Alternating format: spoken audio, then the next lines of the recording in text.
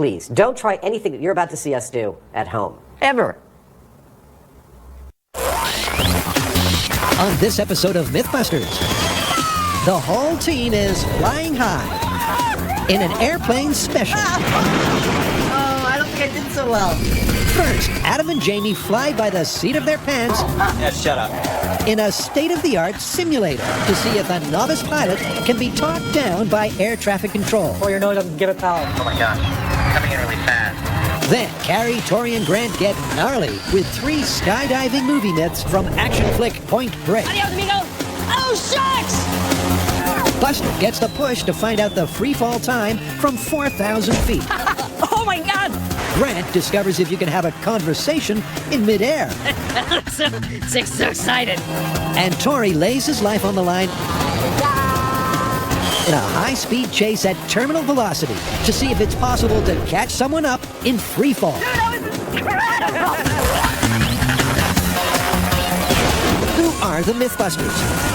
Adam Savage. That was awesome! And Jamie Heineman. Mush. Between them, more than 30 years of special effects experience. Rise, my son. Joining them, Grant Imahara. Warning! Tori Belleci. It's getting dangerous now, and that's how we like it. And Carrie Byron. That is messed up! They don't just tell the myths, Wow, I can feel the pressure. they put them to the test.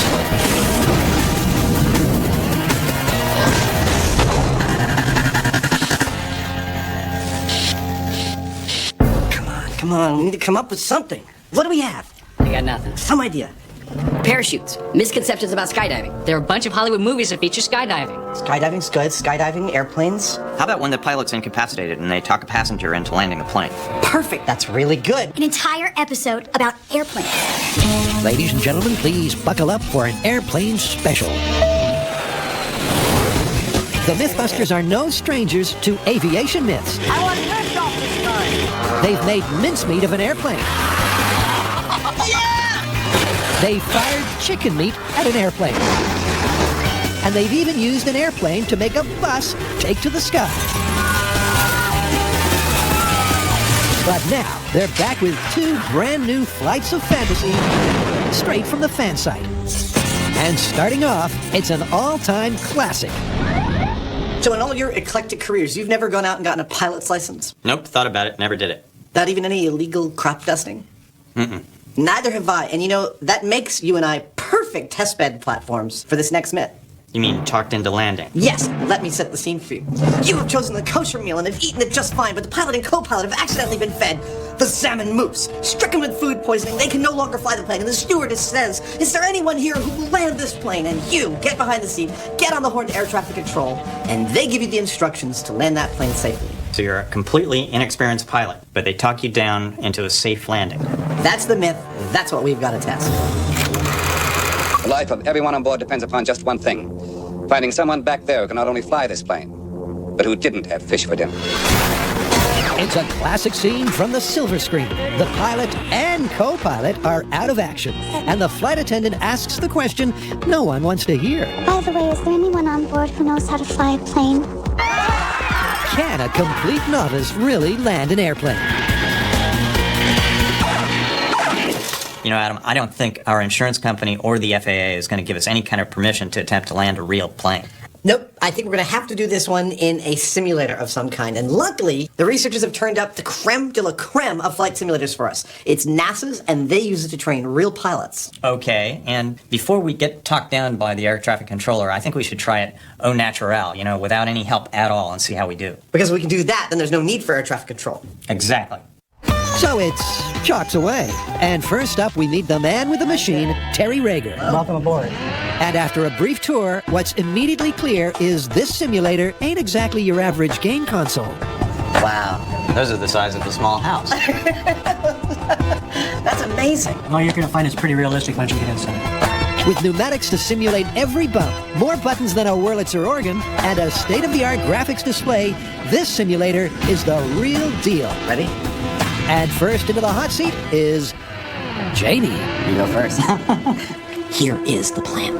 We're going to try landing this flight simulator on our own without any assistance because, well, if we can, there's no need for a test. They've concocted for each of us a flight scenario that we'll open when we're ready to fly. That'll tell us the critical details about our flight. Jamie's going to go first. And who knows, maybe he's going to turn out to be a great pilot. I wouldn't be that surprised. Okay, so I've left Chicago. I'm on my way to Denver. I'm in a large commercial airliner with 160 passengers, and I'm at 15,000 feet.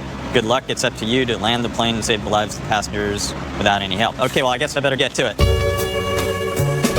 It's worth remembering, despite the aviator mustache, Jamie has absolutely no experience piloting a plane. And to make a tough task tougher, Terry has programmed a night flight. So Jamie will be, quite literally, flying in the Twilight Zone. I have a basic understanding of how airplanes work, which I think should be helpful. But the rest of it, this is all alien to me. I'd say this is going to be a little bit of a rough landing. The simulator cockpit, modeled on a generic passenger plane, has real instrumentation and flight controls. And state-of-the-art computers control the actuators that respond physically to the pilot's handling. Let's just start to play with the controls a little bit. And it's clear from the get-go that Jamie is hopelessly out of his depth. I need to find my speed. Why can't I find my speed? With alarms, sirens, and verbal warnings going off, Jamie's struggling. He's going too fast. And with his roller coaster steering style, he's breaking every FAA regulation in the book. He just rolled out of a 45-degree bank, which normally 30 degrees is the maximum an air carrier would do. Jamie's unorthodox approach has found Denver Airport, but he's not in great shape. It's just too high and too fast. It's not a good combination. The recommended landing speed for a plane of this size is about 140 knots, but Jamie's screaming in at over 300. Maximum airspeed exceeded. Yeah, shut up. All in all, it's not going well, and even the simulator is starting to panic. Why is it telling me not to think? On his final approach, Maverick Jamie can't help but try something straight from Top Gun. I'm gonna buzz the tower. Whee! Despite looking everywhere, he can't find the button that lowers the landing gear. Without wheels, this really is going to be a rough landing.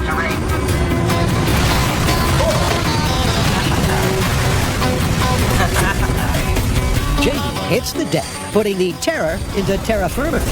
A crunching, shuddering skid ends in disaster. Lucky it's just a simulator. Please exit only by the front doors. Unfortunately, I died, and all of my passengers and crew died along with me. He was too high, too fast most of the time. He was using gas at quite a rate and never found the landing gear lever, so he was kind of really at odds with the aircraft. So landing a passenger jet without experience or help is nigh on impossible, unless Adam can prove otherwise. The hours of flight time I have total in simulators and real planes, 0. Still to come, Tori flies like a bird, but will he sing like a canary?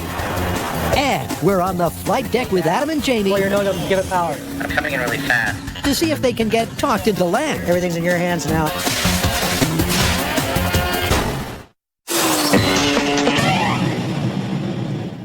It's Airplane Hour on MythBusters. And next, a myth that's sure to get your adrenaline rushing. Airplanes, so what do we got? Okay, we got a triple bill of myths about what happens when you fall out of them. All right, let's hear him. Okay, there's a skydiving scene in the hit movie Point Break. And amazingly, all 3 myths come from the same scene. 3 myths in one scene, that has got to be a record. So what are they? All right, well, hold on to your hats, grab your popcorn, because it's time to point the finger at Point Break. I know you want me so bad it's like ass in your mouth, but not this time. It's movie magic at its best. In Hollywood heist movie Point Break, Adios, amigos. Patrick Swayze jumps out of an airplane, taking with him the last remaining chute. More than a little upset, Keanu Reeves has no option but to follow without a parachute. So now come the myths. Myth 1. By streamlining his body, Reeves catches up with Swayze in free fall, despite the 15-second head start. Myth 2. After they meet in midair, they have a full-on shouting match. And myth 3. The whole scene lasts over 90 seconds, even though the plane's original altitude was only 4,000 feet. Will these myths come crashing back to Earth? All right, so what's the plan? Well, I reckon we should just get an airplane and go for it. First off, I want to test if it takes more than 90 seconds to fall only 4,000 feet like the movie. Cool. You know, while we're at it, we should test to see if you can actually have a conversation while you're in free fall. Yeah, we just jump out of a plane and see if we can hear each other. Awesome. And when we have the answer to those two things, we'll come back to the shop, and then we can figure out how to tackle free fall catch-up. All right, let's take to the skies. So it's parachute pandemonium as the team gets ready to explore a trilogy of perilous point break myths. And like all Hollywood action movies, they're starting with a bang. We've come to Skydance Skydiving in Northern California. Not only have they got 20 years of experience, but they've also got planes and they've got parachutes. So it's the perfect place for us to put these point break myths to the test. And first up, it's the 4,000-foot drop test. The first test that we're going to do, there's a scene in Point Break where Patrick Swayze jumps out of a plane at 4,000 feet, and he free falls for like 2 minutes. We're going to fly up to 4,000 feet. Carrie's going to push out the human simulate, and we're going to see how long it takes for the dummy to hit the ground. Complete with smoke canister, the simulate will be easy to track as it falls from the sky. And doing the tracking will be Grant and Tori. It's like we're storm chasers. But Tori doesn't realize how right he is. When the guys arrive at the landing site, the weather is closed in. I see them. They're circling. Where? They're right there. They just went behind the clouds. See right okay. That's a bird, dude. Carrie, what's your altitude? We are at 4,000 feet, ready to drop when you are. All right, Carrie, we are all ready to go.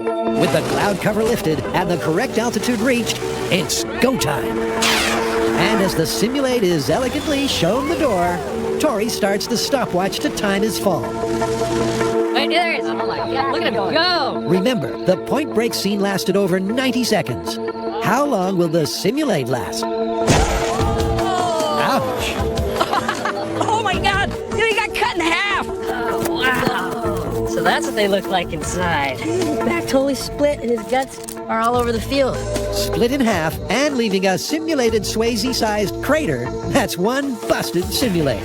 But is the first of the Point Break myths also busted? So how long did it take? That was 31 seconds. There's no way. In the movie, he's like a minute and a half, 2 minutes free fall. He would die.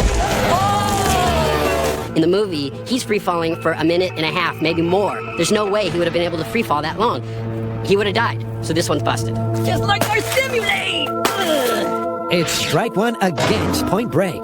So bring on myth number 2, where the simulate is out and Grant is in. It doesn't really fill me with a great sense of joy to see what could potentially happen if something went horribly, horribly wrong. Up next, Okay, I'm pulling up. the seatbelt sign is on as rookie pilot Adam tries to land a plane without ground support. And then, Grant bails out to test the hearsay in a free fall myth.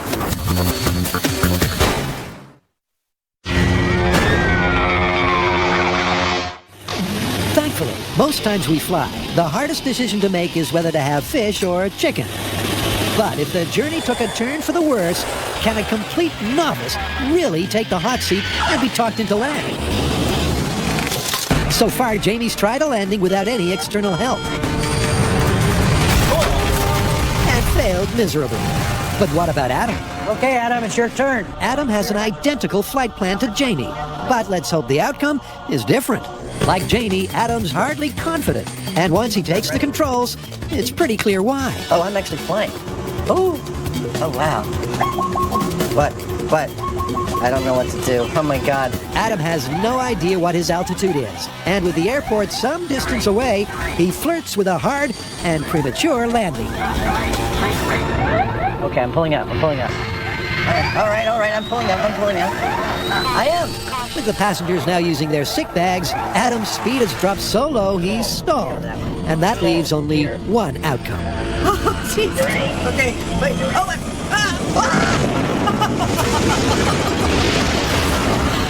I don't think I did so well. I crashed. I crashed in farmland about 10 miles outside of Denver. Rest in the knowledge that there's always a co-pilot. And that I'm not the likely first choice to help land the plane in an emergency.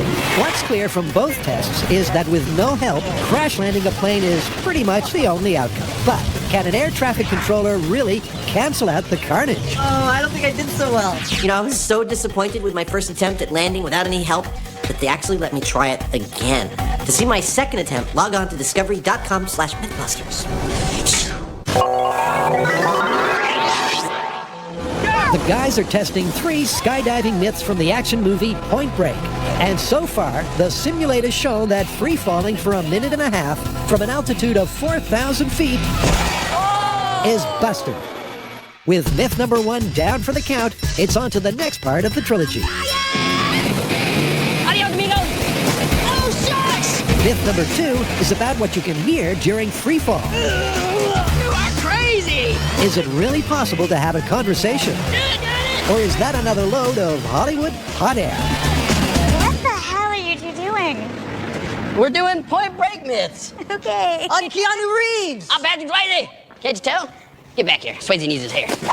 You know, with our first experiment, we pretty much busted the whole Point Break skydiving scene. I mean, you wouldn't have much time to do anything from 4,000 feet. So we're going to take that out of the equation. We're going to go up higher, and we're going to try to bust or confirm the myth that you can hold a conversation while you're free falling. And having just seen what happens when things go wrong, Grant is understandably nervous. I've been bungee jumping before, and that was probably one of the most terrifying moments of my life. I have a feeling this will probably be a new high in terrifying moments in my life. Of course, because skydiving is so terrifying, Grant will be making a tandem jump, securely attached to an instructor. And while Grant's expression says it all, Carrie and Tori, along with the skydiving specialist Stan, are figuring out the plan. So we're going to give you something to say. You're going to get up close to Grant, tell him that, and then when he lands, we're going to see if he heard what you said. So this is what we came up with. Grant, if you pull my finger, you will hear a tuba. Grant, if you pull my finger, you will hear a tuba. Interesting. What are we, like 10? Are you ready? Grant takes off to test the second Point Break myth. All the things that we do, if something goes wrong, you may get hurt, you may get a broken bone. But this one, if something goes wrong, you're pretty much dead. That weighs heavy on a person's mind. And the mind that's getting heavy belongs to Grant. I'm sorry, Sam, a little nervous. Just a little. But it's too late to back out now. Stop the sign. Oh, the door's open. Okay. And it's a short countdown to find out if you can hold a conversation during a skydive freefall. Hey, set, And Grant's out. Attached to his buddy, he plummets towards the earth. Almost immediately, skydiver Dan approaches with a message from Tori and Carrie. With the wind at a deafening volume, Dan shouts the tuba phrase as loud as he can and repeats it over and over until Grant's parachute is pulled.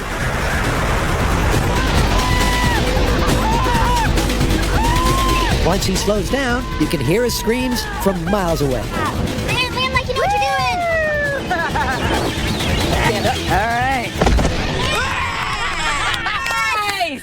You did it! I'm alive! I'm alive! Grant may be alive, but was the mid-air conversation music to his ears? Or was Grant brassed off that he couldn't hear a thing? Did you hear what he said? I couldn't hear anything. All I heard... Are you at all curious what the phrase was? Absolutely. What was it? If you pull my finger, you will hear a tuba. She came up with that one. That was amazing. I mean, we're up there and the wind is rushing past me and Stan came in, he's right in my face, and he's saying blah, blah, blah, blah, blah. But I could not hear anything. All I could hear was... Can you have a conversation in free fall? Absolutely not. Keep your wings level if you can. After the break, will Jamie touch down on the tarmac when he's talked into land? I'm not directly in line with it. And is action flick Point Break full of hot air?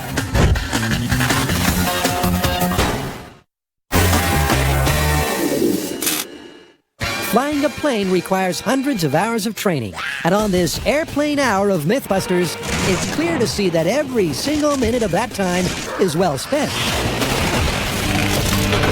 Because Adam and Jamie have just shown that newbie pilots don't exactly pass with flying colors.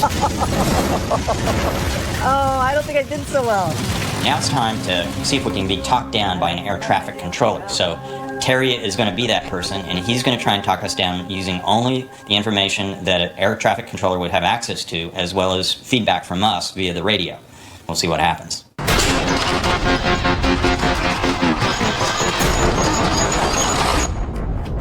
While you were busy buzzing the tower, I was turning up some pretty interesting facts about this myth. Which was? Well, it's never happened. What's never happened? No passenger has ever been talked into landing by air traffic control on a commercial airliner. There's simply never been a case where both the pilot and the co-pilot have been removed from the equation. Well, I guess this is another case of things happening in the movies that don't happen in real life. It's not going to stop us from going for it, though. So Jamie's just about to go in and get talked into landing, and get this, even though he's been flying since he was 16, Terry has never talked anyone into landing. It is not part of any pilot's training. So this is a first for everybody involved. Jamie once more mans the hot seat. To make conditions different from Test 1, Terry's added a significant tailwind and some turbulence to boot. So now it's down to him and Jamie. And first up is a little Cockpit 101. Screen straight ahead that has the blue and the brown on it. That is your primary flight display. Terry carefully explains to Jamie exactly what all the buttons and numbers mean. See, that says landing gear. I was looking for that earlier. Okay. And with that nailed, it's time to put the myth to the test. I'm at 5,760. Oh, pull your nose up and give it power. Give power. Climb back up to 7,000 feet. Remember, Terry can't see any of the instruments in Jamie's simulator or their graphic flight path. And the stress of flying blind, coupled with that near miss, is starting to show. Okay, what's your pitch out attitude? Where's the square in relationship to any of those marks? I'm at 5 degrees over. Very good. Finally, Terry gets an eyeball on the incoming jet, and they begin the all-important landing sequence. Okay, does it look like you're going to make the runway? I'm not directly in line with it. Well, try to get to it if you can. Everything's in your hands now. I can't see anyone. Roger. At the last minute, despite Terry's best efforts, it's all down to Jamie. I touched down. And he nails it. I'm stopped. Congratulations, Shavy, you made it. Remarkable. Jamie's ended up dead center on the runway. Plane, passengers, and crew are all